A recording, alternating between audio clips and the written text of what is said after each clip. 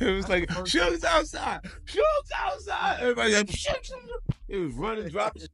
Like, man, everybody going, I'm in front of the camera like this. Everybody like, whoa, running. What do you think of Eminem? Is that what do you think of white rap? Well, you know, I don't. See, one thing about something, the ghetto is colorblind on a sense. If you really from the ghetto and you really doing those things you rapping about, you talking about, I can respect that. Right. If somebody else writing your rhymes, somebody else, if you telling somebody else's story, that really don't mean nothing to me. I think like if there's a reason for me to burn a bridge, then I obviously don't want to speak to you ever in my life, you know? So it's like, if I feel a certain way, then I'm gonna say it, I'm gonna express it. Just lights the cigar, and it's the about Suge. He light the cigar, and he trying to see what you gonna do. So Eminem, 50, everybody outside, light the cigar. I was bugging because I seen, this is when I knew Eminem was real. He's like, I don't give a man. Eminem has never been one to back down from a fight, but what just resurfaced might be his boldest move yet. A forgotten diss track has re-emerged, sending shockwaves through the industry, taking direct aim at two of hip-hop's most feared figures, Suge Knight and Diddy. And now, 50 Cent, one of Eminem's closest allies, is stepping in with shocking behind-the-scenes details that suggest this is bigger than just rap beef. But 50 isn't the only one with something to say. More voices are coming forward, and the deeper you dig, the darker the truth becomes. They roughed everybody else and my whole entourage up. Suge took me out on the balcony, started talking to me personally. On the balcony? On the balcony. High above? Like 15 floors. He had me look over the edge, show me how high I was up there. You scared? I needed to wear a diaper on that day. For years, Suge Knight ruled the industry with an iron fist, striking fear into the hearts of artists, producers, and executives alike. The stories surrounding him are legendary. Vanilla Ice allegedly being dangled off a balcony, Death Row Records being run more like a gang than a label, and of course his long-rumored involvement in the deaths of Tupac Shakur and the Notorious B.I.G. But despite his reputation, there was one person Suga couldn't intimidate, Eminem. He don't do no wrong in my eyes. Like, he can do something wrong right now and I can't see it. He's one of my best friends. Like I can't pick a moment that he wasn't in my corner. Right now, there'll be guys at home and go, oh, 50 just loves Eminem so much. Yeah, love him to death. I do. According to 50 Cent, Eminem refused to play by the industry's unspoken rules. While most rappers steered clear of Suge, Eminem made it clear he wasn't afraid. And now, an unreleased track titled Smack You has leaked, revealing the depths of his disdain. The lyrics are brutal. Eminem doesn't just call Suge out, he holds him responsible for Tupac and Biggie's murders, rapping, I'm holding Suge responsible for the deaths of the two greatest rappers to ever grace the face of this planet. He even calls out J. Rule, who was closely aligned with Suge at the time, for trying to stay in his good graces. Yes, a lot of people that want to do like songs with Pac, and a lot of people, some people who did some with Pac, and they never. There was only one Tupac project that ever flopped before, and that's the one Eminem did on Unreleased.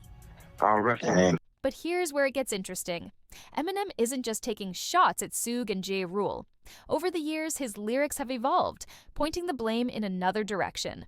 While he once solely blamed Suge for Tupac and Biggie's deaths, his more recent tracks suggest he believes there's someone even more responsible, Diddy. Respect to Eminem, 50, and that was with us. So Suge came, he had some Mexicans. Now, we from New York. You ain't never seen a with a tattoo on his forehead. 118th Street crew. I'm like, got a tattoo on his face, homie. That's the first time, like, before Lil Wayne and all that.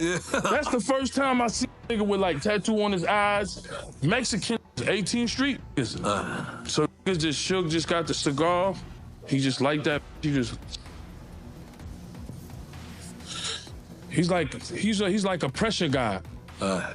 That's why he got into lately, because he's like a pull up, light a cigar, and you see him with tattoos on their face, but we like, damn, what we got to lose? In his 2018 track Kill Shot, aimed at Machine Gun Kelly, Eminem made a shocking claim.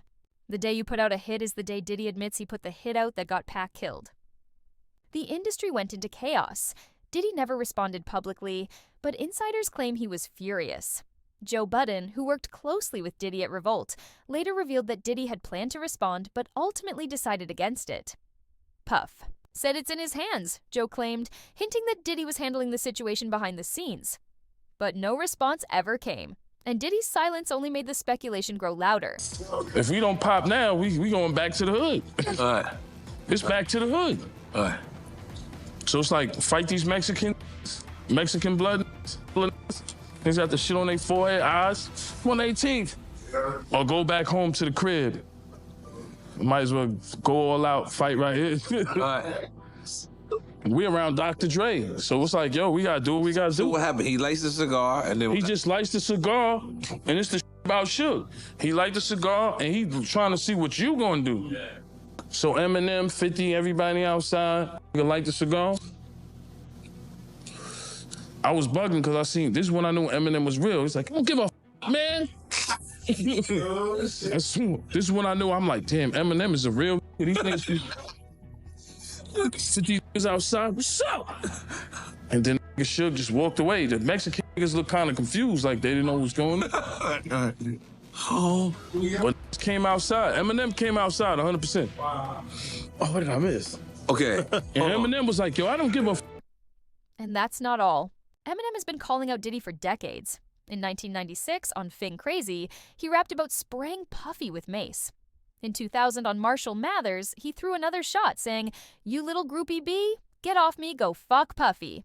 In 2004, he went even further by dissing Jennifer Lopez, who was Diddy's girlfriend at the time. But it wasn't until Kill Shot that Eminem's accusations became impossible to ignore. And now, on his latest album, The Death of Slim Shady, he's doubling down. Remember, it's documented. Proof told Suge, yo, you Tupac in the middle of a party. Remember, them Detroit is kind of crazy, bro. Them 7, 8 mile niggas, them niggas always been crazy. Rest in peace to Proof. Yeah, but Proof told that Suge. In a party. Proof told Suge in a party. You Tupac. You could ask anybody.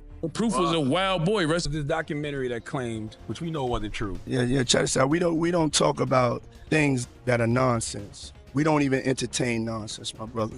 So we're not even going to go there, with all due respect, but I appreciate you as a journalist asking. Thank you.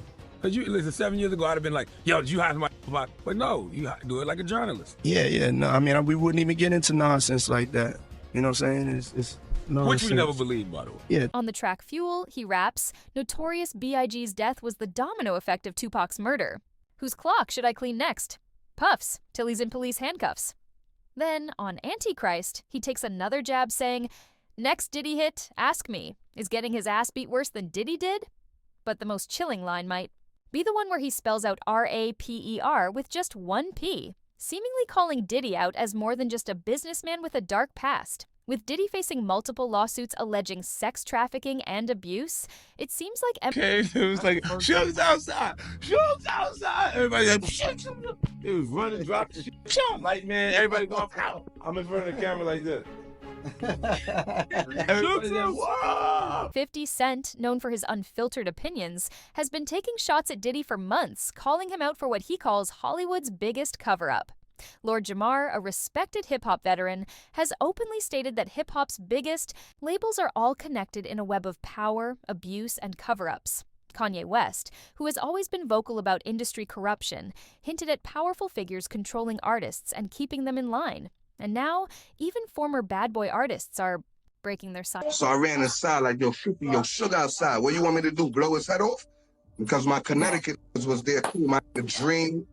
Shout out to my Dream. He do security for Fab right now. So if I'm lying, y'all can ask Dream, First Family, and my Big Vic. So I runs inside like, yo, Suge outside. What you want me to do? Blow his head off? Silence. Mace, once Diddy's golden boy, has been speaking out about how he was used and discarded by Bad Boy Records. "I was loyal to that man," Mace said in a recent interview.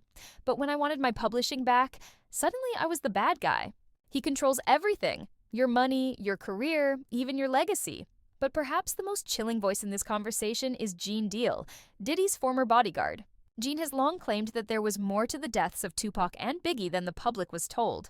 According to him, the entire industry knew what was happening, but no one spoke up out of fear. Pac was being set up, Gene said in a recent interview. And Big? He was never supposed to make it out of LA that night. Because I already know if I blow Suge head off, I'm playing like I was scared for my life. Because remember, Suge had that image already. So I know if I killed him, I would have did like 5 years and come home. That's nothing in there. I would have been played like I was scared for my life. This Suge Knight. I'm like, yo, Fifth, you want me to blow this head off? He like, nah. Started laughing. He said, just hold it down. So I picked up a big 2x4. About to run outside. He's like, nah, put that shit. Long story short, I go back outside. You know, I get hype. I'm a hyper. So I'm like, yo, Suge, what's poppin'? He blowing on a cigar. Took like 3 pulls, blew that shit in the air, dropped the cigar on the floor, then stepped on it. Them little Mexicans are scared. They see all these New York goons, we throwing shit up like what's poppin'. They don't even know, like, we ready. Oh yeah, Eminem came back with the vest. Yeah, Eminem was outside with it. Shout out to Eminem. On the track Fuel, he raps, "Notorious B.I.G.'s death was the domino effect of Tupac's murder. Whose clock should I clean next? Puffs, till he's in police handcuffs." Then, on Antichrist, he takes another jab saying, "Next Diddy." Hit? Ask me? Is getting his ass beat worse than Diddy did?